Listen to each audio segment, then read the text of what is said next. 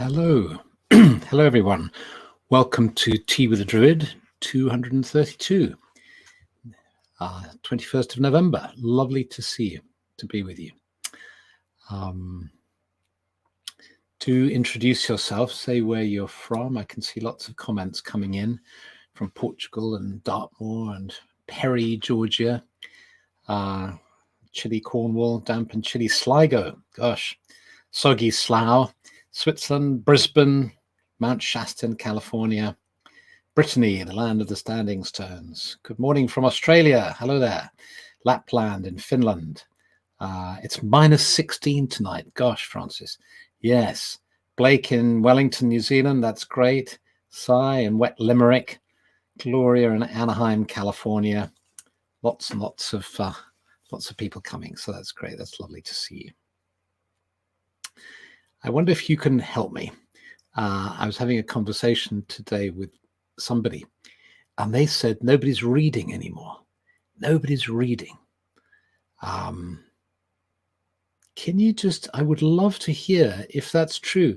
Are you reading? Are you reading a book at the moment? And if you are, what is it? We've got an author here, Danny Harper, author. Great. So hopefully you're reading, Danny, and writing. Do say if you're reading a book and if you feel like sharing what it is. That would be so interesting to know, wouldn't it? It would be interesting to get a feel.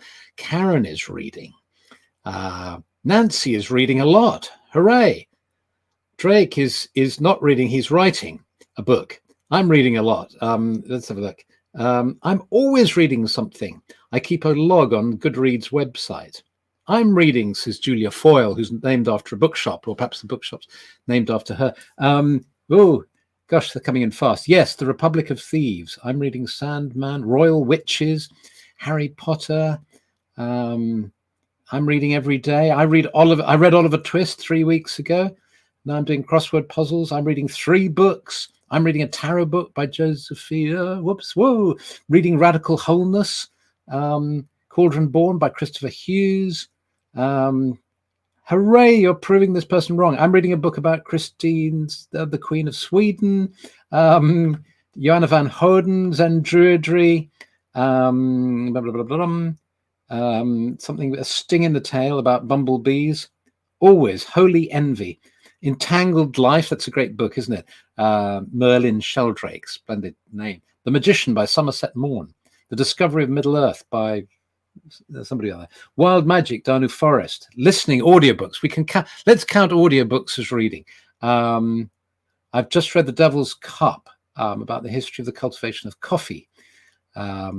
Great. We should do a Druid book club. Spirits of the Sacred Grove and the Book of Druidry. Fantastic. Walking in the Mist by Donald McKinney. The Way of the Mystic Wizard by our friend Matt Baker. Yes. Mysticism, the Kabbalah, Rebirth of Druidry, Animal Oracle. Well, this is the Weird Stone of Brisingamen. I've always been told about that one. This is Mystic Wizards is amazing. Great. The Storytelling Animal. I would love a Druid book club, says Wimber. The Odyssey and the Universal Heart by Stephanie Dowrick. I met Stephanie Dowrick in Australia years and years ago. She was lovely. Juliette Marillier. Yes, she's a member of the Order of Bards, Ovates and Druids. Femina, Middle Ages History, Weaving Faith. This is fun. I'll stop there. I'm just going to start reading this. So many books. The Wildwood Tarot by Mark Ryan and John Matthews. Queer Folklore Lore of Scotland. Audio is my preferred way to go, being dyslexic. The Tao of Pooh and the Day of Piglet is something I'm enjoying at the moment. Fantastic. Okay, you've proved this person wrong. How marvelous. That's fantastic. For those of us who write, we can rest assured that somebody's going to read for us. And the interesting thing about Druidry is it's a spirituality that has as its focus nature, reforging the connections between us and the natural world. But it's also a path of scholarship. So it's a nature spirituality with a history and tradition of scholarship built into it. So for those of us who love books, We don't have to feel bad about the fact that we're reading when we should be sort of whittling a stick and growing mushrooms and sort of foraging and outside. We don't have to we can be scholarly, we can be bookworms, we can be armchair magicians, and we can be druids too. And so I love that combination. It satisfies for me. There's a kind of wild man inside me that wants to be in the woods, and there's a kind of scholarly person inside me too who wants to be in a library. I was in one of the Bodleian Library in Oxford a few days ago. Gosh, it's fantastic. There's something absolutely magical about a library. And so that's great. And I want to tell you about the book that I'm reading, which is called Singing for Our Supper by Will Parsons. And I got a message the other day from Will. He's walking across the land. He's given up his flat in Wales, and he's just got his backpack, and he's set himself adrift. Very brave, particularly at this time of year, November in Britain. And so he turned up, and I cooked him a big breakfast, and we had a great chat. And I gave him a copy of my Druid Way, which is about a walk that I did in this area, because he was in the area, wanted to know all about the local history and so on. And then this arrived in the post a few days ago, which is his book called Singing for Our Supper, Walking an English Songline from Kent to Cornwall. And I'll pop in the, I know we don't all like Amazon, but this is the immediate way to get the book. I'll put the link in there.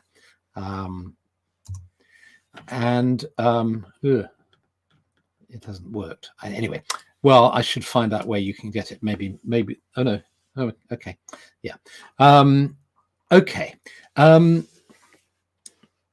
I'll put in a link that isn't Amazon. That is actually, yes, I can do it. This is where to get the book. I've got it here. Forget Amazon and all their problems. Exactly, Morgan. I don't like Amazon either. Boom. There we go. That's Will's website. And there you go. So it's a charming book, and it's about he and his friend set out on a pilgrimage, and it's called, the subtitle is Walking an English Songline from Kent to Cornwall. And they just set off, and the premise of the book is very simple. It's just like a diary. It's just the adventures that they have, and it's charming, interesting, and what I admire about it is it would be hard for me to do that, because you have to put up, they're foraging, they're doing wild foraging, so they're eating sour apples and finding wild parsnips and cooking food from the land. But then they discover that people love hearing them sing. They're very good singers, and in fact they sang for us at one of the Order's Glastonbury events, and it was a fantastic event. You can hear it on the podcast they do a presentation for us on Druidcast. And they discover that if they set up in a town that they arrive in and sing, they busk and they make money, and that they can buy themselves food with it, and then they have all sorts of adventures. And of course what they discover is that most people love talking, are good, and that they meet the occasional bad apple, but most of the time people are interested in what they're doing. They're interested in the old ways. They're interested in folklore. They tell them stories about the history of the landscape they're walking through, and they're going on a pilgrimage. And this, because pilgrimage is so embedded in who we are as human beings, because this tendency to walk from place to place in search of meaning, in search of purpose, it speaks to us very deeply, which is why just reading a book about somebody else's walking across the land can be so heartening and helpful to us.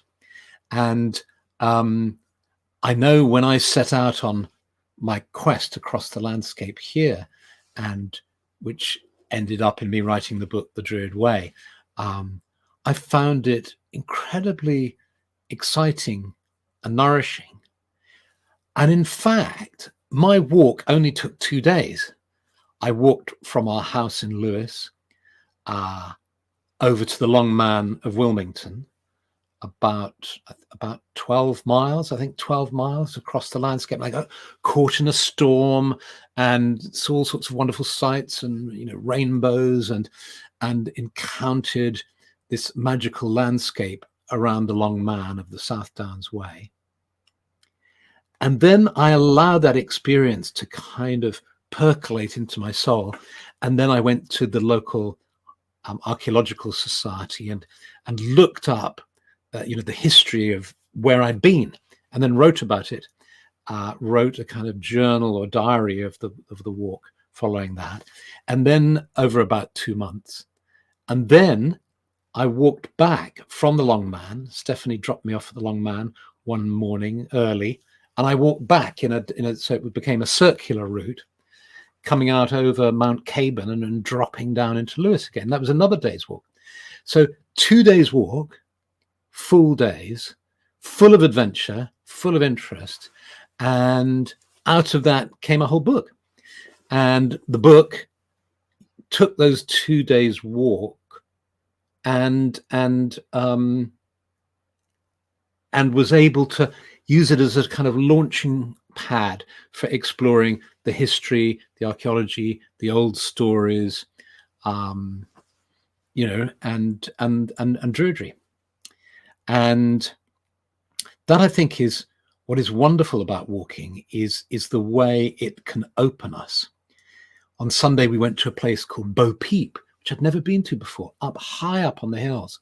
And you had the whole spread of the South Downs sort of around us, and a great panorama of the sea. And you turned around and you looked out across the waste of Ondred towards the North Downs, and the light was just fantastic. So you could see the whole of the North Downs behind.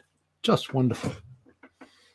So in fact, for my next book, which I'm starting on in January, I've been asked by a publisher to write a book on the Long Man and Friends, it's going to be called, the magical landscape or the sacred landscape of Sussex. And I'm just going to suggest 8 walks across the landscape that bring in some great sights and views and so on, connected with the seasonal cycle. So they'll be matched with the 8 festival times, a walk for Samhain, a walk for the summer solstice, and so on. So if we think about walking the songlines, you know, this wonderful idea that comes from Australia, this idea of the songlines, but of course at some other level is, I think, universal, because there's something about walking and singing that go together so well. And this is why Will's book is called Walking an English Songline from Kent to Cornwall. That somehow the songs awaken the spirits of the land, the sort of sleeping spirits, connect us with its history and stories. And I've forgotten where I'm going. There was a thread to that. I was following it, and but yes, so this is an ancient activity. And somebody's saying they're all-terrain wheelchairs. Lee says, well, if you can't walk, there are some great all-terrain wheelchairs. That's fantastic. How lovely. Britain is so conducive to walking. That's why I love it so. Yes. My cat seems to be particularly enjoying this discussion. He is staring at the screen and purring. Oh, that's lovely. I did qigong in front of somebody's cat this morning and seemed to terrify it. So that's good to hear. So walking anyway. The thing about pilgrimage and walking that let's home in on now is that it's a combination of 2 things: movement and stillness. When you walk, there's the pleasure of movement and of striding across the land or traveling across the land in your wheelchair. Movement alternated with periods of stillness where you stop, you take in the view, you catch your breath, you pause, and you, with pilgrimage, because you're doing it mindfully, you tune in to the atmosphere, to the spirits of place. Because that's one of the extraordinary things about traveling the land and walking the songlines, is that different places feel different. And there may be all sorts of reasons why that is so. It's because of the aesthetics of the place. It's because of the particular weather that's happening and the direction of the wind. Maybe it's to do with the geology as well. It feels very different if you're walking on chalk as opposed to granite, for instance. But maybe there's something else as well. Maybe it's not just the electromagnetic field, because that's changing as you walk across the land as well.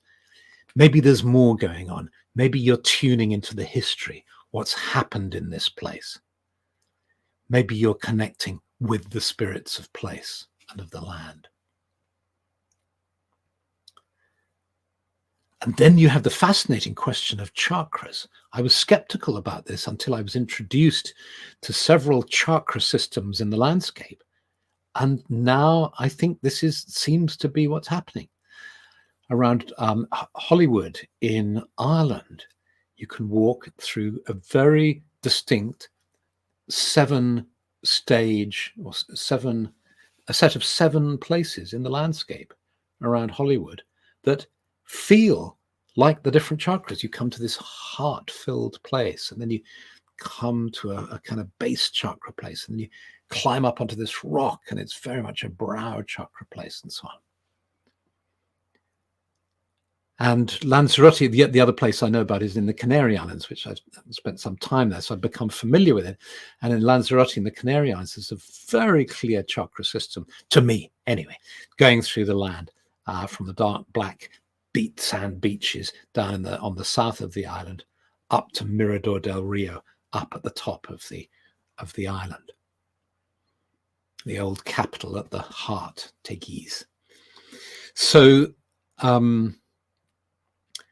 all these things are happening, and we're experiencing them by moving and stopping. So there's this, just like breathing in, breathing out, moving forward, stopping, movement, stillness, movement, stillness. And then you think, oh, that's how so many things work. That's dance, movement, stillness. Music, the movement of the notes, dropping into silence. John Tavener there's an extraordinary piece of work called the Icon of Eros, icon with a K of Eros. And it's an incredible sort of sweep of music, and then that drops you into silence. And you sit in that silence, and then another sweep of music comes.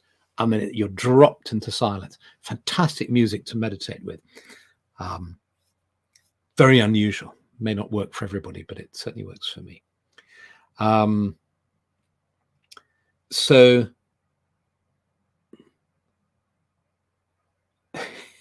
don't worry, Zoe. I see you've pressed the wrong button, and you might have reported us by mistake. Don't worry. Don't worry. We'll sort that out. Okay. So movement and stillness. So let's follow that thread now and go into a meditation where we're working with that. Just in a very simple way. If you're willing, if you want to, you're welcome not to do this. But if you feel like doing it, you might like to just lower your gaze or close your eyes to better concentrate on yourself, and just imagine that you're moving, and you're moving into the sacred grove. So just for a couple of seconds, moving through the woods to arriving in a clearing in the forest.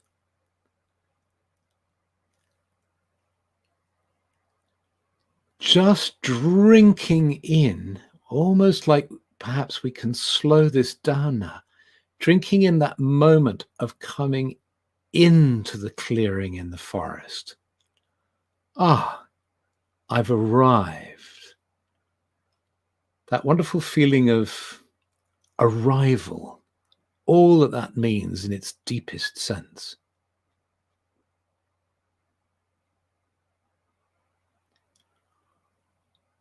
What if I can feel in this moment that I've finally arrived? All my life, it seems as if I've been rushing towards something, going somewhere, moving through my life, as if I'm trying to get to some destination. And in meditation, I can allow myself to arrive, to settle, to tell myself that there's nowhere I need to go because I've arrived.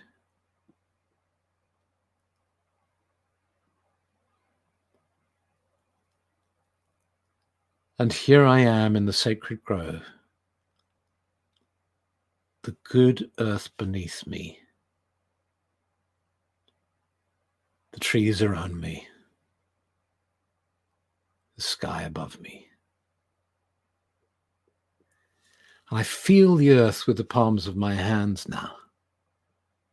I feel its stability, the way it grounds me and settles me. I can come to rest here, seated on this earth.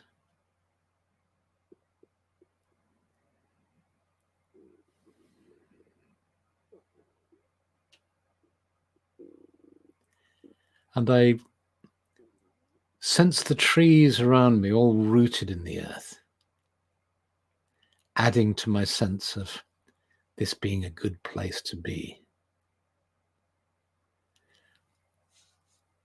And I notice how the trees arrived here a long time ago. They don't need to go anywhere.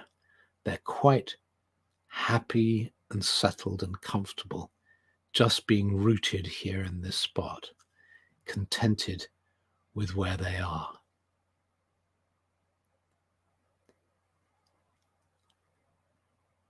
And I sense them as living beings, as spirits perhaps, bringing a sense of protection and peace, stability and strength.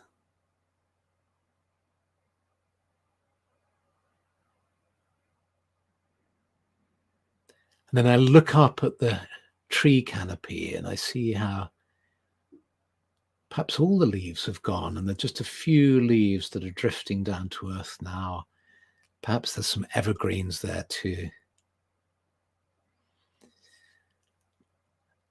And I connect with the sky above me and I breathe in the energy of the sky. And it flows into my being. The energy of the sky meeting the energy of the earth within the center of myself.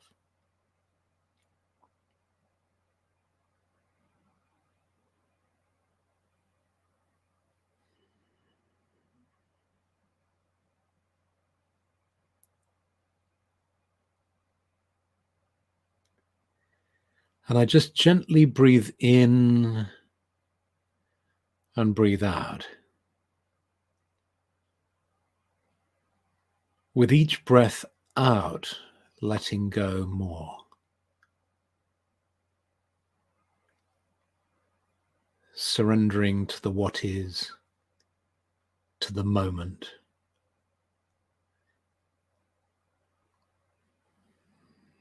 To being here now.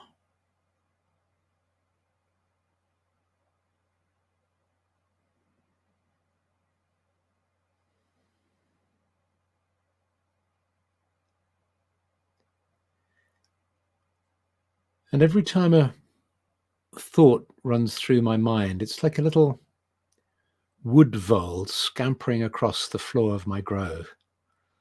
I just let it scamper, and then it's gone. And I can settle back into being at peace, being here now.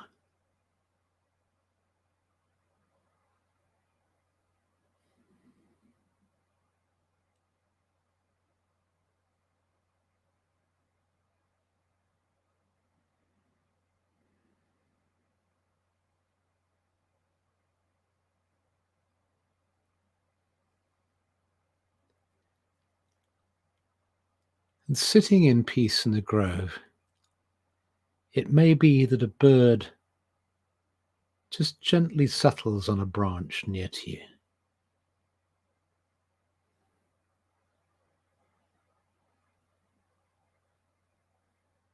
And if it happens, just enjoy its presence for a few moments.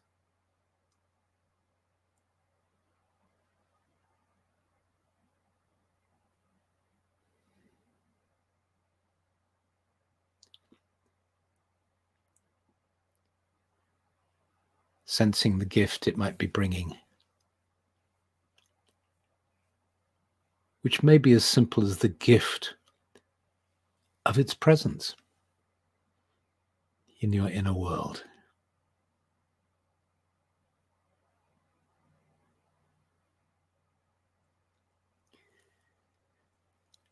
And then knowing that you can come to this place at any time to experience this sense of having arrived, of being at peace within the grove, of not needing to do anything necessarily but simply sit and be, knowing that a deep nourishment is occurring just by simply being and sitting here in this place of calm and of connection. You gradually allow your sense of the sacred grove to fade as you become aware of being fully present in front of your screen, here and now. And when you feel ready, you open your eyes.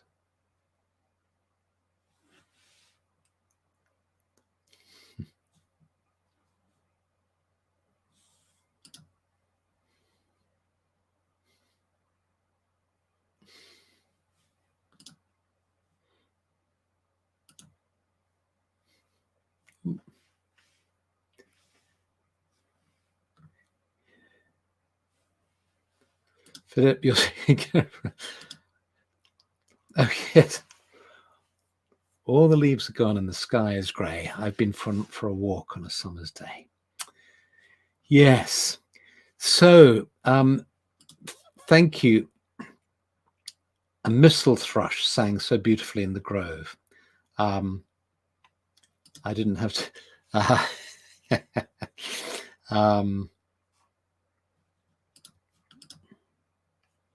Yes. Okay.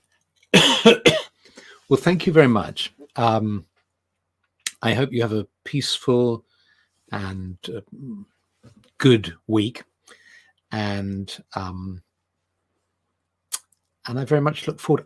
Next Monday I will be in Holland, so somebody else will do Tea with a Druid. We'll have a guest. So I very much look forward to seeing you in a fortnight, and thank you all for being here, and good evening, everybody. Much love, many blessings. Okay, bye. I look forward to reading your comments. I'm going to make some tea now and come back and read them. Bye.